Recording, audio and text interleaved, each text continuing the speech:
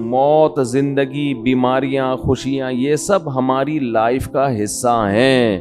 ان کو بہت زیادہ ویلیو نہیں دینی چاہیے.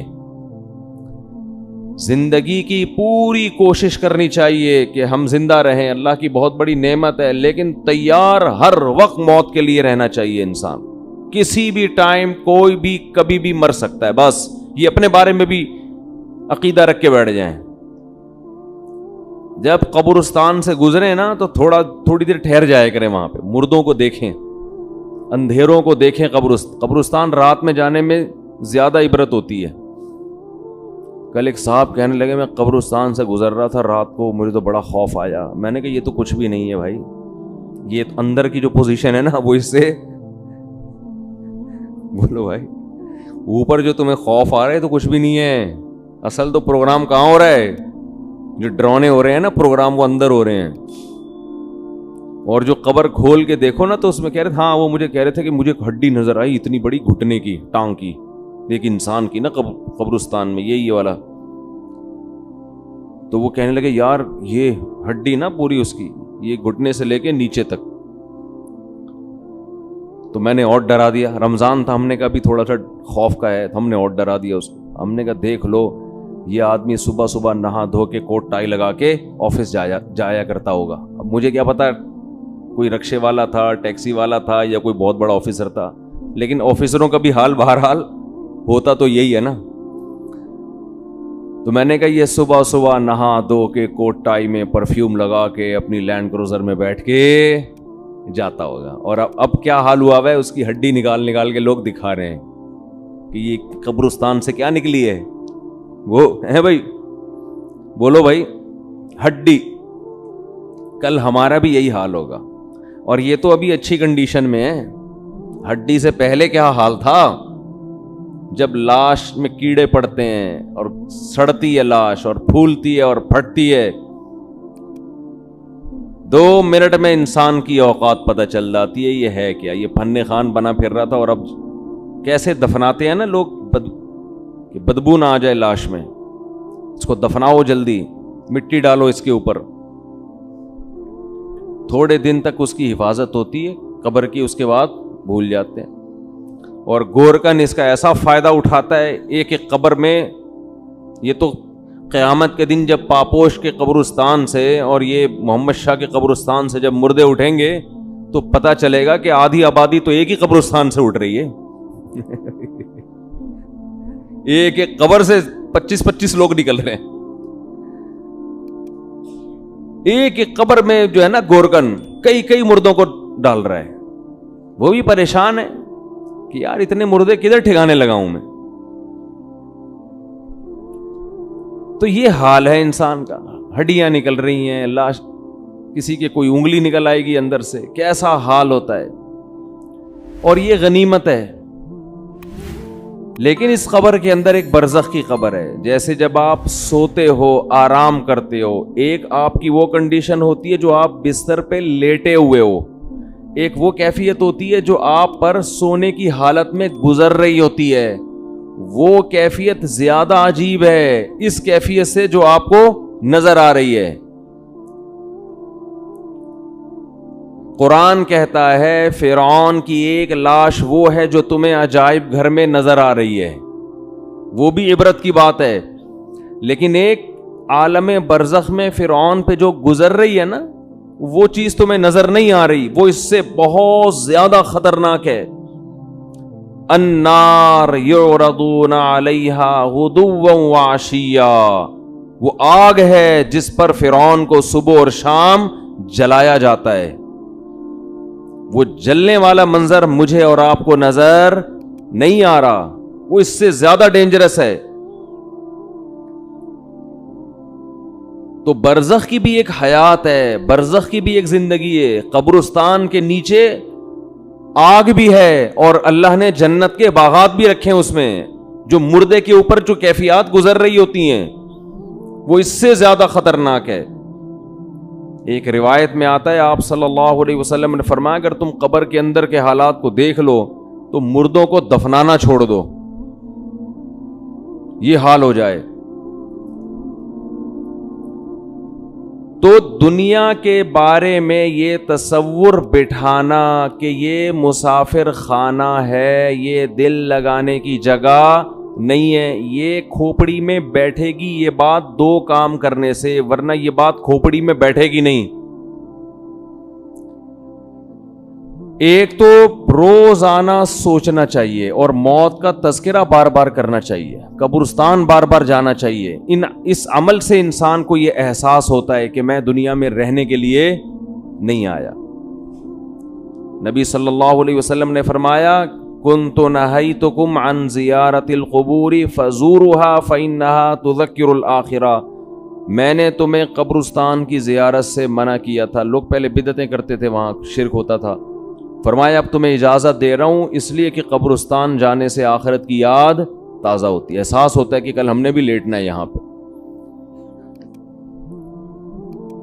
دوسرا کام جس سے دنیا کی محبت کم ہوتی ہے وہ ہے اللہ کی راہ میں مال خرچ کرنا، خرچ کرنے کا جذبہ پیدا کرنا چاہیے۔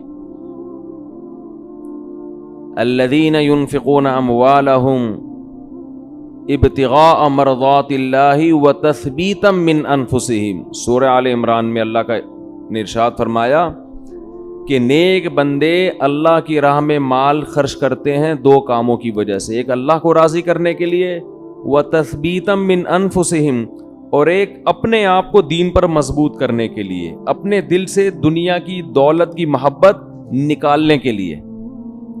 یہ جو نوٹ ہوتے ہیں نا، نوٹ کڑک کڑک، پہلے زمانے میں صوفیاء کرام اپنے مریدوں کے دل سے دنیا کی محبت نکالنے کے لیے ان سے نوٹوں کو جلوایا کرتے تھے۔ اب آپ نہ جلائیں، یہ ٹھیک عمل نہیں ہے، پہلے ایسا علاج ہوتا تھا۔ جی جلائیں گے بھی نہیں صحیح ہے۔ تو وہ ایسے جلواتے تھے، ہمارے حضرت پورا وہ بتایا کرتے تھے نا کہ جیسے 5000 کا کڑک نوٹ لیا، اب جان اٹکی بھی ہے نا اس 5000 کے نوٹ، تو ادھر سے آگ لگائی نا کنارے سے، آہستہ آہستہ، ایک دم سے نہیں جلا دیا، آہستہ آہستہ جل رہا ہے، اور اس کو جلتے ہوا دیکھیں تو وہ ادھر جلے گا، ادھر اندر سے کیا جلے گا؟ دل۔ تو جب دل اندر سے جلے گا نا تو جلنے سے جراثیم آپ کو پتہ ہے کیا ہو جاتے ہیں؟ ختم۔ تو دل کے اندر جتنے وہ نوٹوں کی محبت کے جراثیم تھے اور محبت کے جو گٹر ابل رہے تھے وہ آہستہ آہستہ ختم۔ یہ کام آپ نہ کریں، یہ جائز بھی نہیں ہے، لیکن پہلے بعض صوفیہ کرام یہ کروایا کرتے تھے تاکہ اس کے وہ پہلے پتہ ہے کیسے اصلاح ہوتی تھی، مرید کو دیکھتے تھے اس کمبخت کی بیماری ہے کیا، شیخ ٹریس کرتا، آبزرو کرتا تھا کہ اس میں مسئلہ ہے کیا۔ وہ کہتے تھے یہ نماز تو پڑھتا ہے، یہ جناب رشتہ داروں سے بھی اچھا سلوک کرتا ہے، سب کچھ ٹھیک ہے، لیکن اس کے اندر فالٹ یہ ہے کہ یہ نوٹوں سے بہت زیادہ محبت کر کے بیٹھا ہوا ہے، اس کو پیسوں کا نقصان برداشت نہیں ہوتا۔ پھر شیخ اور مرشد یہ کرتے تھے اس کے دل سے پیسے کی محبت نکلواؤ۔ اب تو بہت سے شیخ، سب نہیں، اچھے تو ہر جگہ ہیں، بہت سے شیخوں کے دل میں جتنی پیسوں کی محبت ہوتی اتنی تو مریدوں کے دل میں نہیں ہوتی۔ وہ شیخ اپنے مرید کی جیب پہ نظر رکھ کے بیٹھا ہوتا ہے، کمبخت نے 6 سال ہو گئے آج تک ہدیے کے نام پہ 1 روپیہ بھی نہیں دیا ہے۔ آج خرچ کرنے کے جو فضائل بیان کیے جاتے ہیں اس کا مطلب ہوتا ہے مجھے دو، صحیح ہے نا؟ کیا مطلب ہوتا ہے؟ جب بڑا بھائی چھوٹے کو سمجھا رہا ہو یا چھوٹے بڑا کو سمجھا رہا ہو کہ اسلام میں خرچ کرنے کی بہت فضیلت ہے، تو اس کا مطلب ہے مجھے پیسے دو۔ اس کا مطلب کیا ہوتا ہے؟ مجھے پیسے۔ بیوی شوہر کو جب سمجھا رہی ہوتی ہے کہ انسان کو سخی ہونا چاہیے، کھلا ہاتھ ہونا چاہیے، اس کا مطلب پیسے نکالو۔ شوہر بیوی کو جب سمجھا رہا ہو قناعت اسلام میں بہت زبردست چیز ہے، اتنا مت ہاتھ پھیلاؤ کہ کل قرضہ لو، اس کا مطلب ہوتا ہے مجھ سے پیسے مت مانگو، 5 روپے بھی نہیں دوں گا میں تمہیں۔ تبھی تو نصیحت کا اثر نہیں ہوتا نا، کیا خیال ہے بھائی؟ نصیحت کا اثر ہی نہیں ہوتا۔ اپنے لیے سخاوت ہونی چاہیے، دوسرے کے لیے قناعت ہونی چاہیے۔ ہمارے ہاں معاملہ کیا چل رہا ہے؟ الٹا۔ تو قرآن کہتا ہے کہ ہمارے نیک بندے اللہ کی راہ میں مال خرچ کرتے رہتے ہیں تثبیتا من انفسہم، اپنے نفس کی اصلاح کے لیے، اپنے دل سے دولت کی محبت نکالنے کے لیے. اپنے اوپر بھی خرچ کریں، اپنے رشتہ داروں پہ بھی. سب سے پہلا حق کس کا ہے؟ رشتہ داروں کا. آج اپنے اوپر خرچ کرنے کے لیے تیار نہیں ہے، حیرت اس پر ہوتی ہے. کنجوسی کی انتہا ہے یا نہیں ہے؟ پھر جو اپنے اوپر خرچ کرتے ہیں لوگ ان پہ انگلیاں اٹھا رہے ہوتے ہیں. اس کے پاس گاڑی کہاں سے آئی، اس کے پاس یہ کپڑے کہاں سے آئے، یہ کہاں سے آیا، وہ کہاں سے آیا. بھائی ہر آدمی تو ضروری نہیں کہ کنجوس ہونا، بعض لوگوں کو اللہ دیتا ہے تو وہ خرچ کرتے ہیں. آج اپنے اوپر خرچ کرنا بھی ایک مصیبت بن گیا ہے. عربی میں دو لفظ استعمال ہوتے ہیں، ایک ہوتا ہے شحیح اور ایک ہوتا ہے بخیل. بخیل کہتے ہیں جس کی جیب سے دوسرے کے لیے روکڑا نہ نکلے، اور شحیح کہتے ہیں اپنے لیے بھی نہیں پیسے نکلتے. وہ چائنا والوں کی طرح قبر میں لے کے جاتا ہے. وہ ملیشیا میں قبرستان ہے، وہاں کروڑ پتی لوگ جب دفن ہوتے ہیں تو دیگوں میں اپنے ساتھ پیسہ لے کے قبر میں جاتے ہیں. وہ آپ یوٹیوب پہ دیکھ لیں، ایسی بہت سی ویڈیو ہیں کہ پورے سونے چاندی کے ساتھ دفن ہوئے ہیں، بہت ہیں ایسی.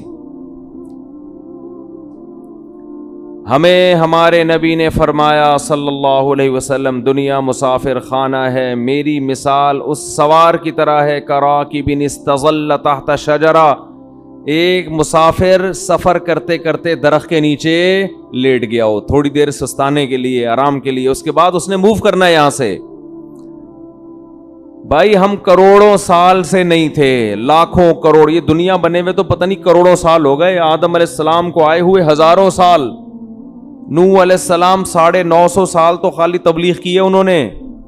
ہماری اوقات کیا ہے؟ جمعہ 8 دن ہوئے ہم لوگ کو دنیا میں آئے ہوئے، اور جانے میں بھی تھوڑے دن رہ گئے ہیں. بس گھبرائیں نہیں، آپ نے گھبرانا نہیں ہے.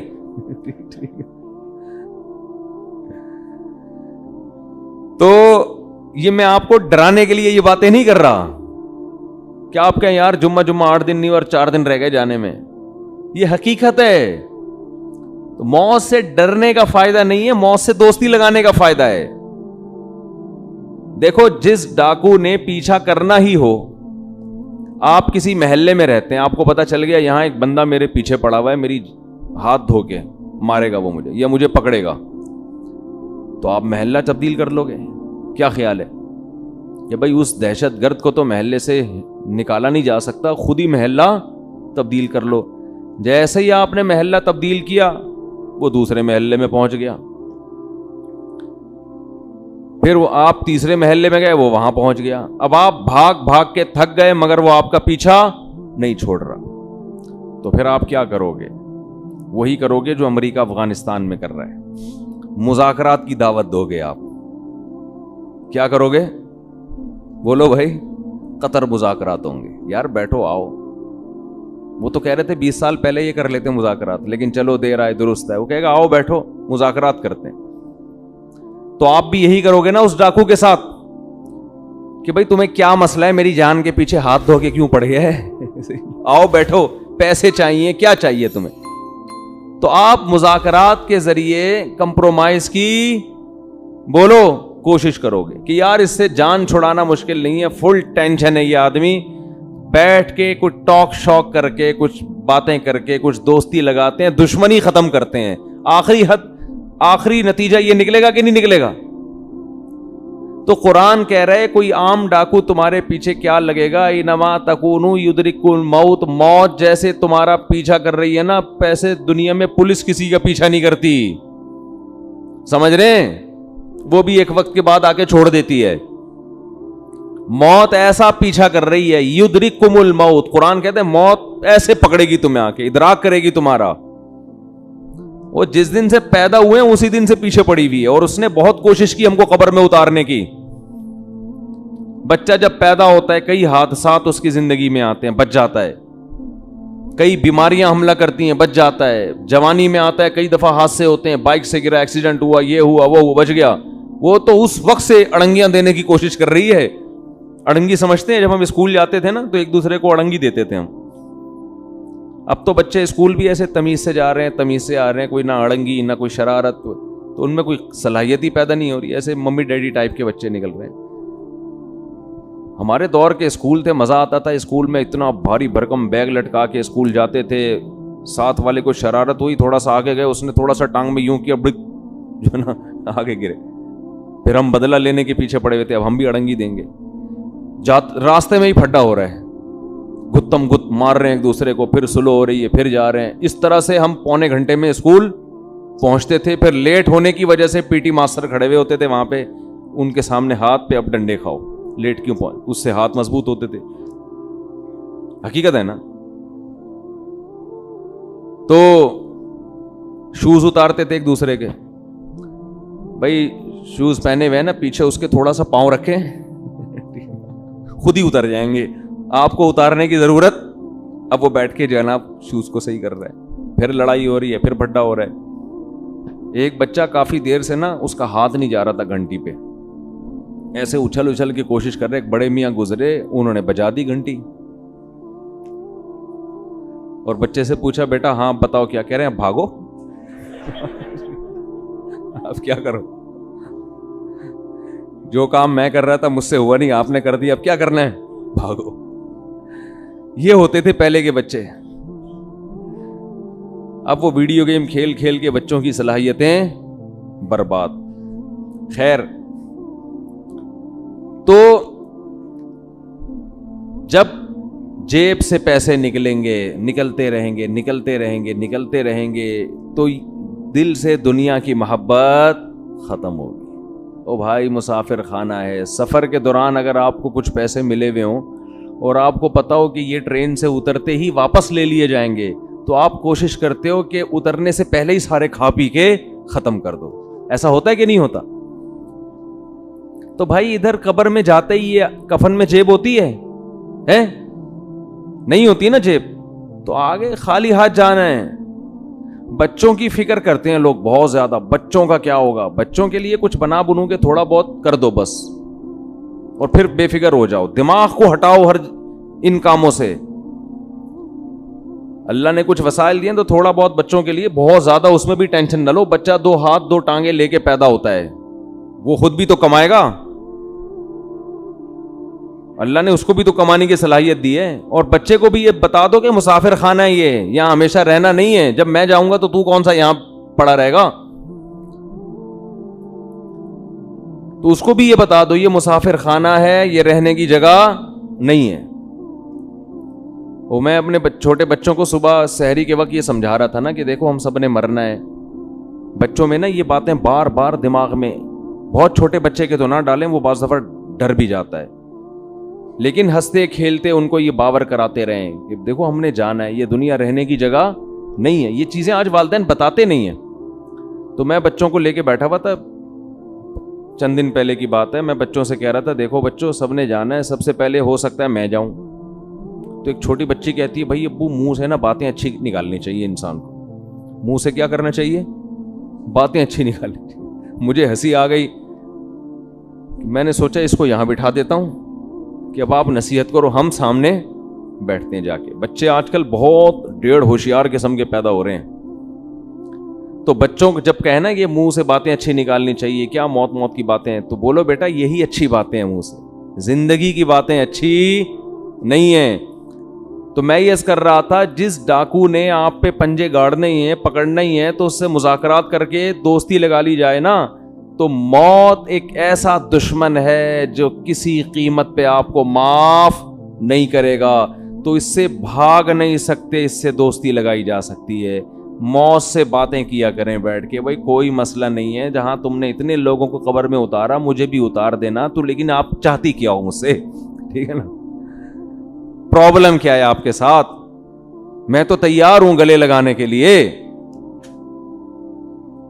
تو موت کہے گی کہ دیکھ میں جب کسی کو پکڑتی ہوں نا تو کسی سے کو دوست بن کے پکڑتی ہوں اور کسی کو دشمن بن کے. جس کا عمل اچھا ہو موت اس کے لیے ایک محبوب کو محبوب سے ملانے کا ذریعہ ہے. جس کا عمل اچھا نہیں ہے موت اس کے لیے ایک بہت بڑی آفت اور تباہی ہے. حضرت عمر کی شہادت کا جب وقت تھا تو فرمایا کہ مجھے جلدی دفنانا. حدیث میں آتا ہے نا کہ جب مردے کو ہم لے کے جا رہے ہوتے ہیں قبر میں, تو اگر وہ اچھی میت ہو, نیک عمل ہو, تو وہ کہتے ہیں جلدی لے کے جاؤ, وہ بزبان حال یہ کہہ رہا ہوتا ہے. اور اگر اس کا عمل برا ہے تو وہ کہتے ہیں مجھے کہاں لے کے جا رہے ہو تم. انسان اپنے عمل کی طرف جا رہا ہے, عمل کی طرف. انک کادح الی ربک کدحا فملاقی, اے انسان تم میں سے ہر شخص رب کی طرف ایک عمل کر رہا ہے اور عن قریب اس عمل سے اس کی ملاقات ہونے والی. جو کر رہے ہیں اسی سے ملاقات ہوگی, تو اچھا کر لو بھائی, کچھ اچھا کر لے تاکہ ملاقات ہو تو خوشی ہو.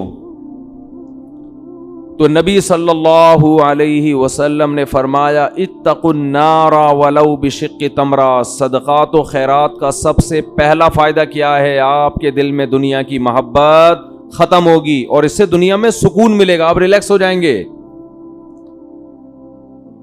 دیکھو کسی کو کسی سے عشق ہو گیا اور اس عشق کی مراد پوری نہیں ہو رہی, تو سکون کے لیے کیا کہا جائے گا؟ اس سے تعلق ختم کر دو, یہی کہا جائے گا نا, دوستی ختم کر دو تاکہ عشق ختم ہو جائے. اس وقت ڈپریشن اور اسٹریس کا سب سے بڑا سبب دنیا کی محبت ہے. انسان چاہتا ہے میری ساری خواہشات پوری ہوں, موت کے لیے وہ ذہنی طور پر تیار نہیں ہے. تو اس کا حل یہ کہ اس محبت کو ختم کرو. مسافر خانہ بول بول کے ختم کرو. مسافر خانہ ہے بھائی, مر جائیں گے, آج نہیں تو کل مریں گے.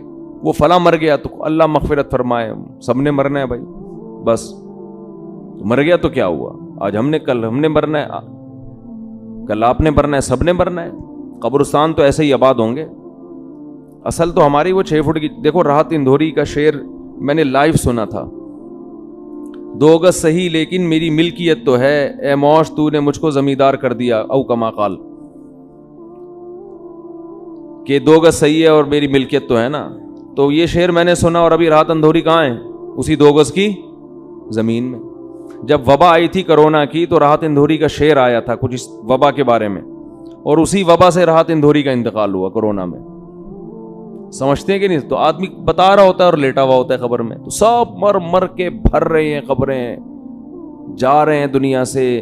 تو اس کا استحضار کرنا چاہیے, اور دل سے دنیا کی محبت نکالنے کے لیے وہ نوٹ خرچ کریں جس پر آپ کا دل سب سے زیادہ اٹکا ہوا ہو.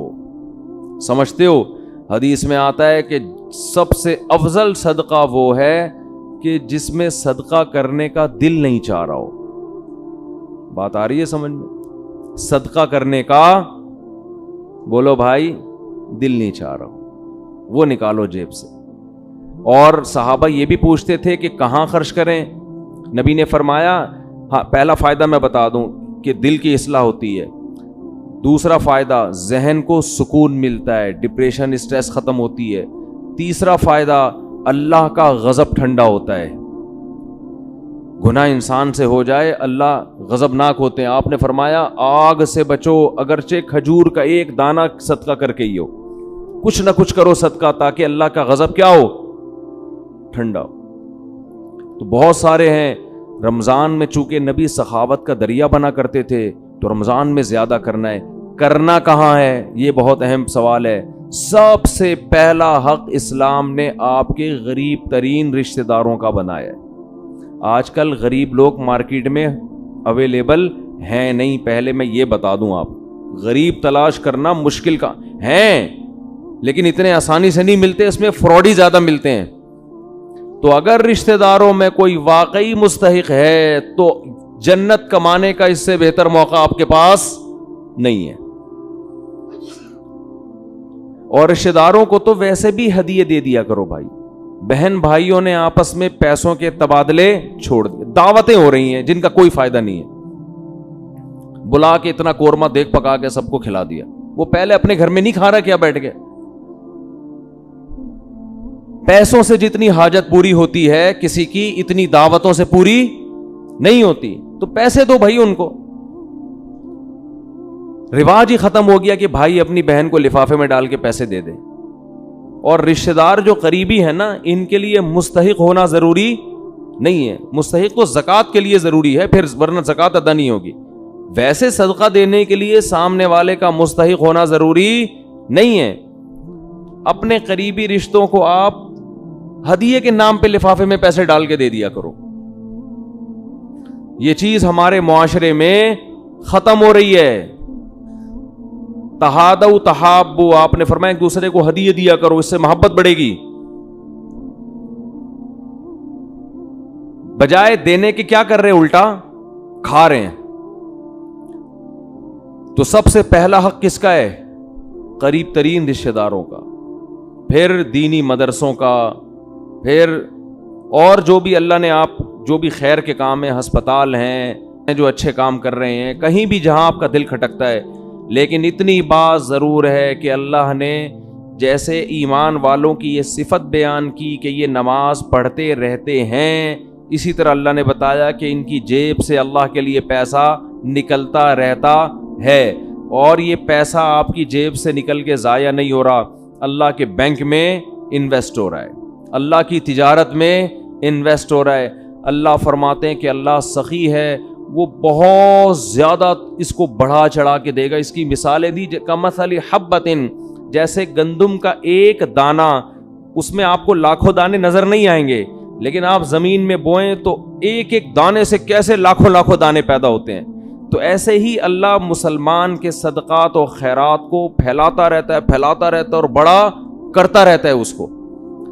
اللہ سے دعا ہے کہ ہمیں اس جہنم کی آگ سے بچنے کی فکر میں اللہ صدقات و خیرات کی توفیق عطا فرمائے. اور زکوٰۃ کے مسائل علماء سے پوچھ کے عمل کیا کریں. وقت پورا ہو گیا. وما علینا الا البلاغ.